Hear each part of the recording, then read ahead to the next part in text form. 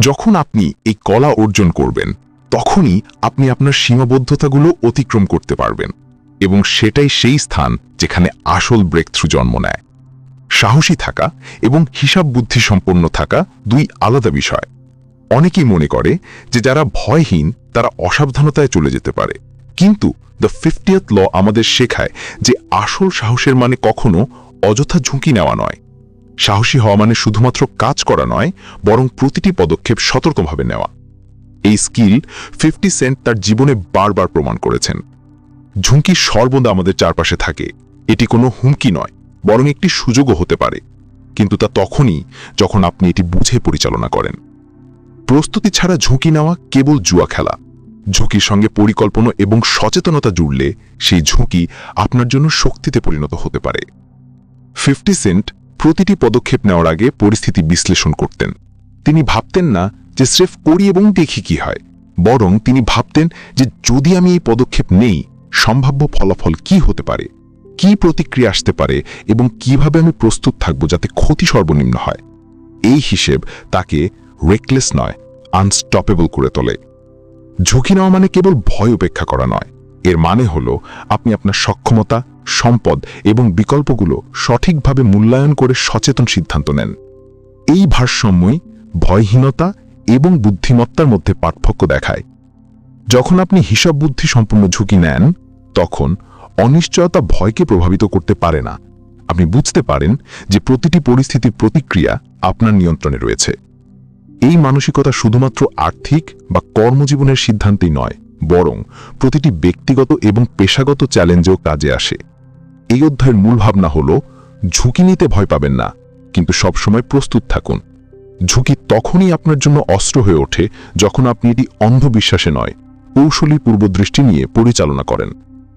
ভয়হীন হওয়া মানে কেবল কাজ করা নয়, সঠিক কাজ করা, এবং এই স্কিলই গড় এবং অসাধারণের মধ্যে পার্থক্য করে, যেখানে শুধু সাহসী থাকা নয়, বুদ্ধিমানও থাকা জরুরি। জীবনের দিশা এবং গতি দুই আলাদা বিষয়। আপনি যতই দ্রুত দৌড়ান, যদি দিশা স্পষ্ট না থাকে তবে শক্তি বৃথা যায়। দ্য 50th লতে এটাই বার্তা যে যাদের কাছে উদ্দেশ্য থাকে তাদের মধ্যে অপ্রতিরোধ্য শক্তি থাকে। 50 সেন্ট তার যাত্রায় এই নীতি অনুসরণ করেছিলেন। তার প্রতিটি পদক্ষেপ কেবল কাজ নয়, উদ্দেশ্য নির্ভর কাজ ছিল। উদ্দেশ্য আপনার জন্য একটি অভ্যন্তরীণ কম্পাসের মতো কাজ করে। এটি নির্দেশ দেয় কোন পদক্ষেপ অর্থপূর্ণ এবং কোনটি শুধু শব্দ। যখন উদ্দেশ্য স্পষ্ট হয়, তখন আপনার পরিশ্রম, কৌশল এবং মনোযোগ স্বয়ংক্রিয়ভাবে সমন্বিত হয়ে যায়। এই সমন্বয়ে গড় প্রচেষ্টা এবং অসাধারণ ফলাফলের মধ্যে পার্থক্য তৈরি করে। উদ্দেশ্য নির্ভর গতি কখনো র্যান্ডম হয় না, এটি ধারাবাহিক, অবিচল এবং অপ্রতিরোধ্য হয়। যখন আপনি জানেন কেন এগোচ্ছেন, তখন বাধা আপনাকে ভয় দেখাতে পারে না। সমস্যাগুলো কেবল আপনার কৌশল এবং সৃজনশীলতাকে পরীক্ষা করে। উদ্দেশ্য আপনাকে স্থিতিশীল রাখে, পরিস্থিতি যতই অনিশ্চিত হোক না কেন। 50 সেন্টের দার্শনিক দৃষ্টিতে উদ্দেশ্য কেবল আকাঙ্ক্ষা বা ইচ্ছা নয়, এটি একটি গভীর প্রতিশ্রুতি যা আপনার সিদ্ধান্ত, কাজ এবং মানসিকতাকে পরিচালনা করে। এটি আপনাকে বিভ্রান্তি থেকে দূরে রাখে এবং ধারাবাহিকভাবে এগোতে শক্তি দেয়। উদ্দেশ্য থাকলে শক্তি ছড়ায় না, বরং কেন্দ্রীভূত হয়, এবং কেন্দ্রীভূত শক্তি সর্বদা শক্তিশালী বল দেয়। এই অধ্যায়ের মূল বার্তা হল, যদি আপনি কেবল প্রতিক্রিয়াভাবে জীবনযাপন করেন, তাহলে আপনার গতি দুর্বল এবং অস্থিতিশীল থাকবে। কিন্তু যখন আপনার কাজ উদ্দেশ্য দ্বারা পরিচালিত হয়, তখন প্রতিটি দিন, প্রতিটি চ্যালেঞ্জ, প্রতিটি ব্যর্থতা আপনাকে অপ্রতিরোধ্য করে তোলে। এই অনিশ্চয়তা আমাদের দুর্বল অনুভব করায় এবং আমাদের স্বপ্নের পেছনে দৌড়াতে বাধা দেয়। ভাবো, এক ছেলের গল্প যে সবসময় মনে করত সে কোনো বড় কাজই করতে পারবে না। যখনই সে নতুন কিছু শুরু করার কথা ভাবত, তার ভেতরে ভয় আর সন্দেহ জায়গা করে নিত। সে সবসময় ভাবত লোকজন কি বলবে, আর এই ভয়ই তাকে বহু সুযোগ থেকে বঞ্চিত করেছে। একদিন সে সিদ্ধান্ত নিল যে সে তার ভাবনা বদলানোর চেষ্টা করবে। সে ছোট ছোট পদক্ষেপ নেওয়া শুরু করল, প্রতিদিন একটু একটু করে। সে তার ব্যর্থতাগুলোকে শেখার একটি মাধ্যম বানালো। ধীরে ধীরে সে বুঝতে পারল তার সবচেয়ে বড় শত্রু অন্য কেউ নয়, বরং তার নিজের চিন্তাভাবনা। আর যখন সে নিজের এই চিন্তা বদলে ফেলল, তার জীবনও বদলে গেল। এই গল্প আমাদের শেখায় আমাদের নিজের অভ্যন্তরীণ লড়াইগুলোকে চিনে সেগুলোর মুখোমুখি হওয়াই আসল বিজয়। এই লড়াই সহজ নয়, কিন্তু এটি সম্ভব। অভ্যন্তরীণ লড়াই প্রত্যেকের জীবনের অংশ, কিন্তু এটাকে জেতা যায়। আত্মসন্দেহ, দেরি করার অভ্যাস, ভয় এবং অনিশ্চয়তা এগুলোই সবচেয়ে বড় বাধা। যখন তুমি এসব অনুভূতিকে চেনা ও নিয়ন্ত্রণ করা শিখে ফেলো, তখন তুমি জীবনের সত্যি বিস্ময় সৃষ্টি করতে পারো। মনে রেখো, তোমার সবচেয়ে বড় লড়াই তোমার নিজের চিন্তার সঙ্গে। আর এই লড়াই জিততে প্রথম ধাপ হলো এটিকে চেনা এবং চ্যালেঞ্জ করা। তোমার ভিতরেই সেই শক্তি আছে যা এই শত্রুকে পরাজিত করতে পারে। এখন সময় এসেছে সেই শক্তিকে চিনে নেওয়ার। প্রতিটি বড় সাফল্যের শুরু হয় আত্মজাগরততা থেকে। আত্মজাগরততা মানে হচ্ছে নিজেকে বোঝা, নিজের চিন্তাভাবনা ও অনুভূতিগুলোকে চিনে ফেলা এবং জানা যে তোমার ভাবনা ও কাজ তোমার জীবনকে কিভাবে প্রভাবিত করে। আত্মজাগরততাই হলো সেই প্রথম ধাপ যা তোমার জীবনকে নতুন পথে এগিয়ে নেওয়ার সুযোগ দেয়। তুমি কি কখনো অনুভব করেছো, যখন তুমি নেতিবাচক চিন্তায় ডুবে যাও তখন তোমার শক্তি ফুরিয়ে যায়? অথবা যখন তুমি কোনো বিষয়ে অনিরাপদ বোধ করো তখন তোমার আত্মবিশ্বাস কমে যায়? আমাদের ভাবনা ও অনুভূতিগুলোই আমাদের কাজের ভিত্তি। যদি আমরা আমাদের চিন্তা ইতিবাচক করতে পারি তাহলে আমাদের জীবনও ইতিবাচক হয়ে উঠবে। আত্মজাগরততার মানে হলো তোমার মনের ভেতর চলতে থাকা চিন্তাভাবনাগুলোকে বোঝা। কোন বিষয়গুলো তোমাকে ভয় দেখায়, কোন বিষয়গুলো তোমাকে থামিয়ে দেয়, আর কোন বিষয়গুলো তোমাকে উৎসাহিত করে তা বুঝতে শেখা। যখন তুমি নিজের ভাবনাগুলো চিনতে শুরু করবে তখন তুমি সেগুলো পরিবর্তন করার শক্তিও পাবে।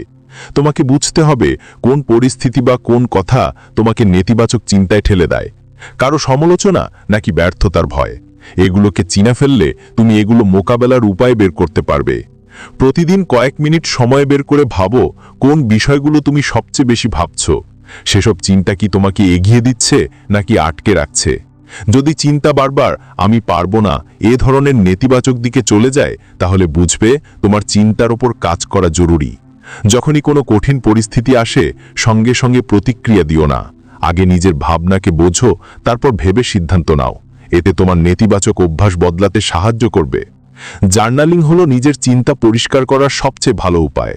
যখন তুমি তোমার অনুভূতি ও চিন্তাগুলো লিখে ফেলো তখন সেগুলো পরিষ্কার হয়ে ওঠে। তুমি কি শিখলে, কোন বিষয় তোমাকে কষ্ট দিল, আর কোন বিষয় তোমাকে ভালো লাগালো সব স্পষ্ট হয়। এতে শুধু নেতিবাচক চিন্তা কমে না, বরং তোমার অগ্রগতিও বুঝতে পারো। মাইন্ডফুলনেস মানে হলো এই মুহূর্তে সম্পূর্ণভাবে থাকা।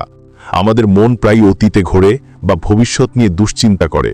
মাইন্ডফুলনেস তোমাকে বর্তমান মুহূর্তে বাঁচার কৌশল শেখায়, প্রশান্তি বাড়ায় এবং মানসিক চাপ কমায়। মাইন্ডফুলনেস হলো আত্মজাগ্রততা বাড়ানোর সবচেয়ে শক্তিশালী উপায়। এটি আপনার চিন্তাকে শান্ত করে এবং আপনাকে নিজের ভেতরে তাকানোর সুযোগ দেয়। কিভাবে শুরু করবেন? প্রতিদিন 5-10 মিনিটের জন্য একটি নিরিবিলি জায়গায় বসুন, চোখ বন্ধ করুন এবং নিজের শ্বাস প্রশ্বাসের দিকে মনোযোগ দিন। যদি মন অন্যদিকে চলে যায়, আবার শ্বাস প্রশ্বাসে মন ফিরিয়ে আনুন। ধ্যান আপনার মনকে নেতিবাচক চিন্তা থেকে মুক্ত করে এবং আপনাকে মানসিক শান্তি উপহার দেয়। মনে রাখবেন, আত্মজাগ্রততা আপনার সবচেয়ে বড় শক্তি। যখন আপনি নিজের ভাবনা ও অনুভূতিগুলোকে চিনতে শিখবেন তখন সেগুলো পরিবর্তন করার সাহসও অর্জন করবেন। এই পথ সহজ নয়, কিন্তু প্রতিটি পদক্ষেপ আপনাকে আপনার লক্ষ্যের আরও কাছে নিয়ে যাবে। অন্তরের লড়াই জেতার জন্য প্রথমেই নিজেকে বুঝতে হবে কোন অভ্যাসগুলো আপনাকে পিছিয়ে দিচ্ছে এবং কোনগুলো আপনাকে এগিয়ে নিতে পারে। পরিবর্তনের শুরু হয় আপনার চিন্তা থেকে। আজই সিদ্ধান্ত নিন যে আপনি আপনার মনকে নিজের বন্ধু বানাবেন, শত্রু নয়। মনে রাখবেন, আত্মজাগ্রততা সেই প্রথম ধাপ যা আপনাকে আপনার গন্তব্যে পৌঁছে দেবে। নিজের ভেতর জাগ্রত হন, নিজের ভয়গুলোকে চিনুন এবং এই লড়াইয়ে নিজেকে বিজয়ী হিসাবে তৈরি করুন। আপনার চিন্তাই আপনার জীবনকে গড়ে তোলে। আপনি যেমন ভাবেন তেমনই অনুভব করেন এবং ঠিক তেমনই কাজ করেন। কিন্তু অনেক সময় আমরা শিকার মানসিকতা বা ভিকটিম মাইন্ডসেটে আটকে যাই। এই মানসিকতায় আমরা সব কিছুর দোষ অন্যের উপর বা পরিস্থিতির ওপর চাপাই। কিন্তু সত্যিকারের শক্তি আসে তখনই যখন আমরা এই মানসিকতাকে ছেড়ে উন্নয়নমূলক মানসিকতা বা গ্রোথ মাইন্ডসেট গ্রহণ করি। এই মানসিকতা আমাদের শেখায় প্রতিটি কঠিন পরিস্থিতি একটি নতুন শিক্ষা এবং প্রতিটি ব্যর্থতা আরও ভালো হওয়ার সুযোগ। কিভাবে বদলাবেন? কেন আমার সাথে এমন হচ্ছে? এই প্রশ্ন থেকে আমি এ থেকে কি শিখতে পারি, এই ভাবনায় যাত্রা শুরু করাটাই মূল বিষয়। ভিকটিম মাইন্ডসেটে আমরা পরিস্থিতিকে দোষ দিই এবং নিজেকে দুর্বল ভাবি। গ্রোথ মাইন্ডসেটে প্রতিটি চ্যালেঞ্জকে সুযোগ হিসাবে দেখি এবং নিজের শক্তি বাড়ানোর চেষ্টা করি। ভিকটিম মাইন্ডসেট ব্যর্থতাকে ভয়ের চোখে দেখে, আর গ্রোথ মাইন্ডসেট বুঝিয়ে দেয় ব্যর্থতাই শেখা এবং বেড়ে ওঠার পথ। সমস্যায় নয়, সমাধানে মনোযোগ দিন। প্রতিটি কঠিন মুহূর্তে ভাবুন, আমি এটা কিভাবে সমাধান করতে পারি। ছোট ছোট সাফল্যগুলো অর্জন করে এগিয়ে যান। কৃতজ্ঞতা বা আভার এমন একটি শক্তি যা আপনাকে জীবনের ভালো দিকগুলোতে মনোযোগ দিতে সাহায্য করে। প্রতিদিন নিজের কাছে থাকা সৌভাগ্যগুলোর জন্য কৃতজ্ঞ থাকুন। কৃতজ্ঞতা আপনার চিন্তাকে নেতিবাচকতা থেকে ইতিবাচকতার দিকে নিয়ে যায়। উদাহরণ, যদি চাকরিতে সমস্যা হয়, ভাবুন আপনি শেখার এবং অভিজ্ঞতা অর্জনের সুযোগ পাচ্ছেন। আশাবাদী মানুষ প্রতিটি পরিস্থিতিতে কিছু ভালো খুঁজে নেওয়ার চেষ্টা করে। মনে করবেন না আমি কখনো সফল হতে পারবো না, বরং ভাবুন এখনো পৌঁছইনি, কিন্তু পরিশ্রম করলে পৌঁছতে পারবো। নিজের মনে ইতিবাচক আত্মকথন বা পজিটিভ সেলফ টকের অভ্যাস করুন। নিজের ব্যর্থতাকে পরাজয় নয়, বরং ফিডব্যাক হিসাবে দেখুন। মনে রাখবেন, মানসিক শক্তি একদিনে তৈরি হয় না, এর জন্য লাগে অনুশীলন এবং ধারাবাহিকতা।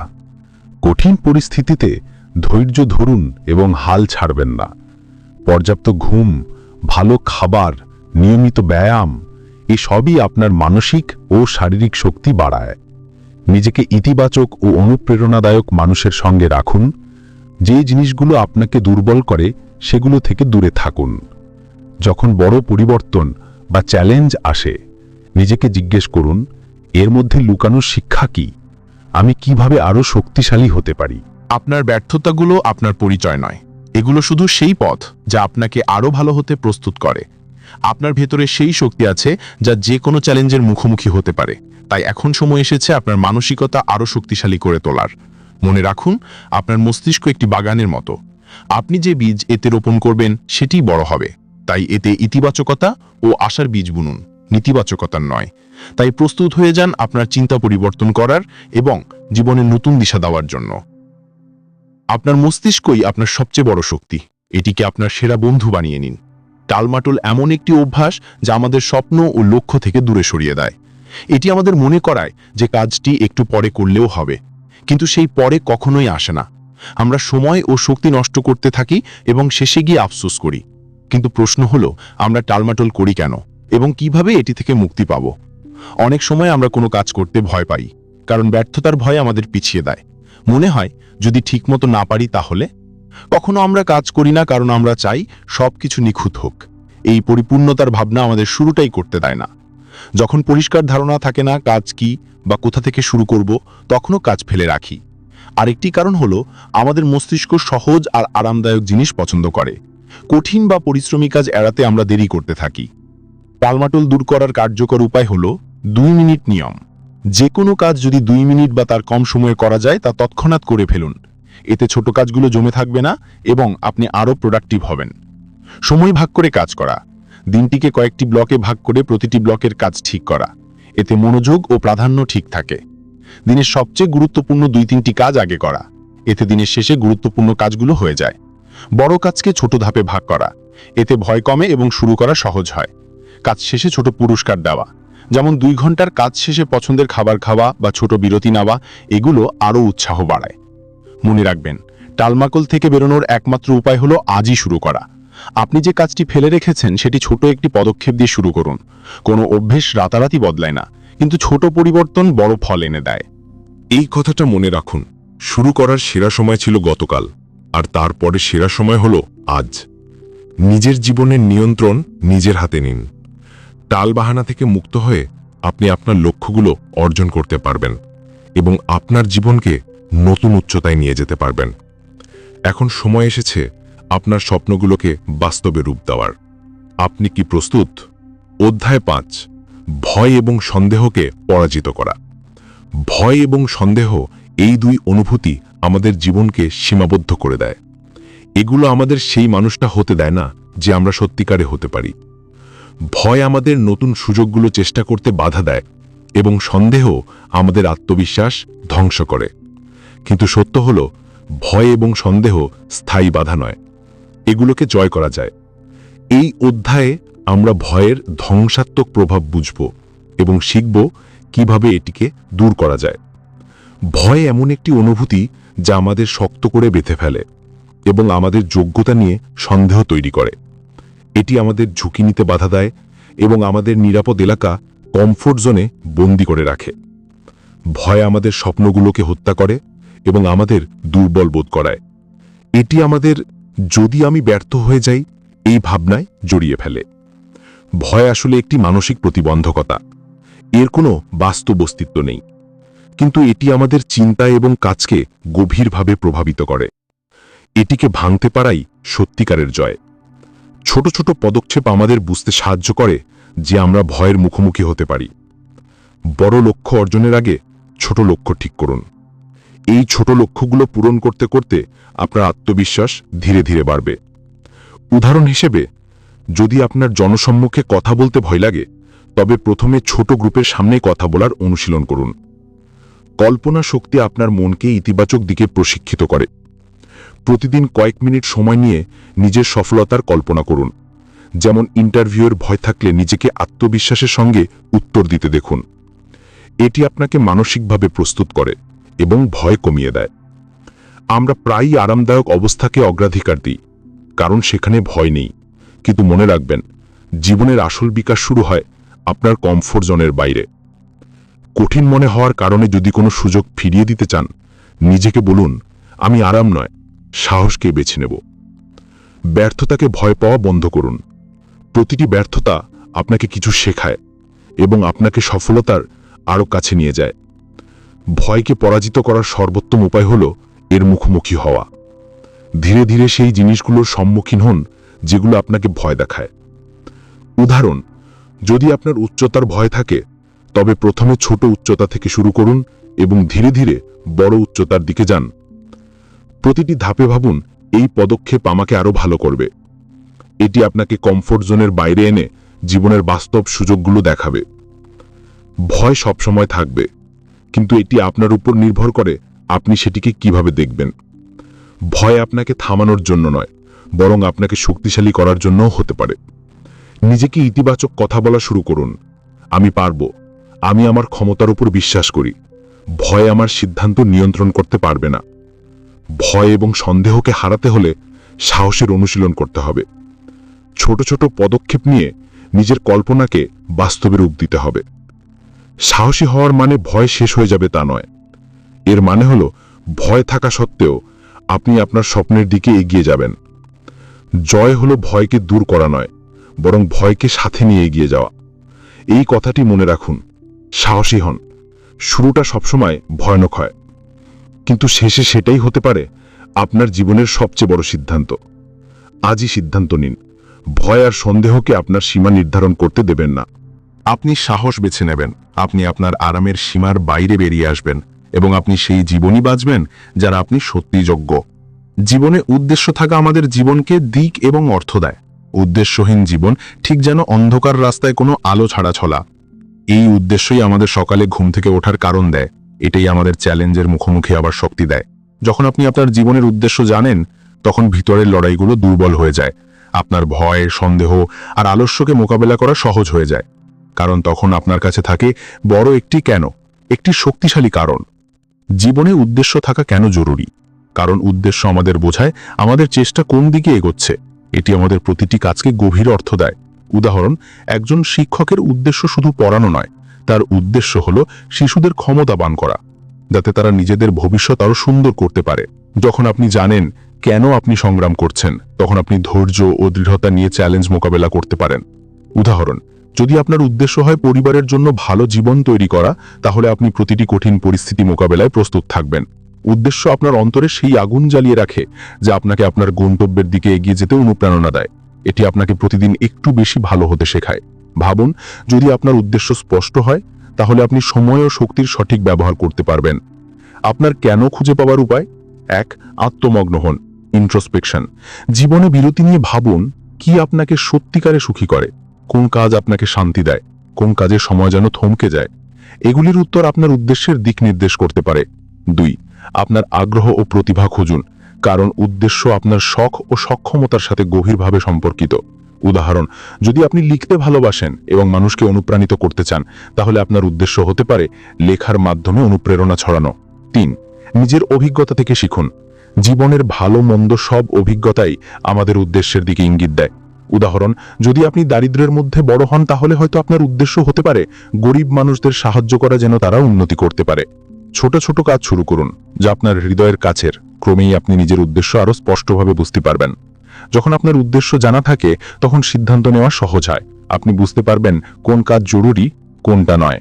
উদাহরণ, যদি আপনার উদ্দেশ্য হয় সুস্থ জীবনযাপন করা, তাহলে আপনি অস্বাস্থ্যকর খাবার এড়িয়ে যাবেন এবং ব্যায়ামকে অগ্রাধিকার দেবেন। উদ্দেশ্য নিয়ে বাঁচলে আপনি মানসিকভাবে শক্তিশালী হয়ে ওঠেন, কারণ তখন প্রতিটি পরিস্থিতিতেই লড়াই করার একটি কারণ থাকে। উদাহরণ, কঠিন সময়ে আপনি ভাববেন, এই সংগ্রাম আমার উদ্দেশ্যের জন্য। উদ্দেশ্য আপনার কাজকে অর্থপূর্ণ করে তোলে। এটি আপনাকে প্রতিদিন অনুপ্রাণিত করে এবং কাজের মাঝে আনন্দ দেয়। মনে রাখবেন, প্রতিটি মানুষের জীবনে একটি উদ্দেশ্য থাকে। সম্ভবত এখন তা স্পষ্ট নয়, কিন্তু এর মানে এই নয় যে এটি নেই। নিজের ভিতরে তাকান, হৃদয়ের কথা শুনুন, নিজের আগ্রহ এবং সক্ষমতা চিহ্নিত করুন।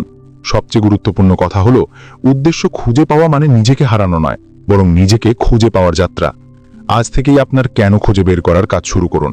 উদ্দেশ্য পরিষ্কার হলে আপনার প্রতিটি চেষ্টা শক্তিশালী হবে।